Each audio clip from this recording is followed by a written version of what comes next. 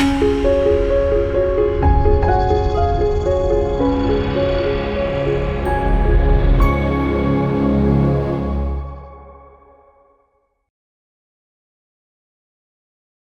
మాత్రం. నేను మీ journalist Navatha. Welcome to our channel. పాపం గాంధీజీ. భారతదేశానికి స్వతంత్రం వచ్చిన తర్వాత మహాత్మా గాంధీ భారత జాతీయ కాంగ్రెస్ పార్టీని ప్రస్తుత రూపంలో రద్దు చేయాలని ప్రతిపాదించారు.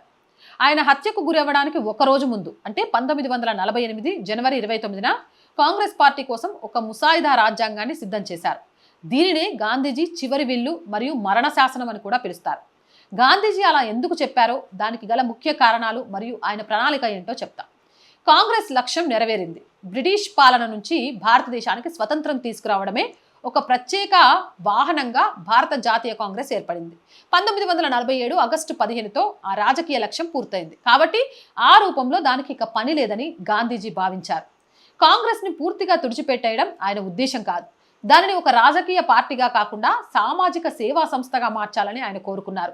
దానికి లోక్ సేవక్ సంఘ్ అని పేరు పెట్టాలని సూచించారు. రాజకీయ అధికారం, పదవుల కోసం కాంగ్రెస్ నాయకులు కొట్టుకోకూడదని ఆయన ఆశించారు.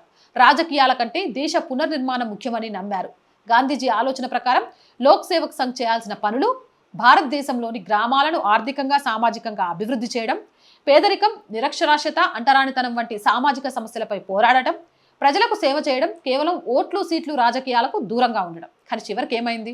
గాంధీజీ ఈ ముసాయిదాను కాంగ్రెస్ కమిటీకి అందించిన మరుసటి రోజే ఆయన నాథూరాం గాడ్సే చేతిలో హత్యకు గురయ్యారు. ఒక్కసారి ఆలోచించండి.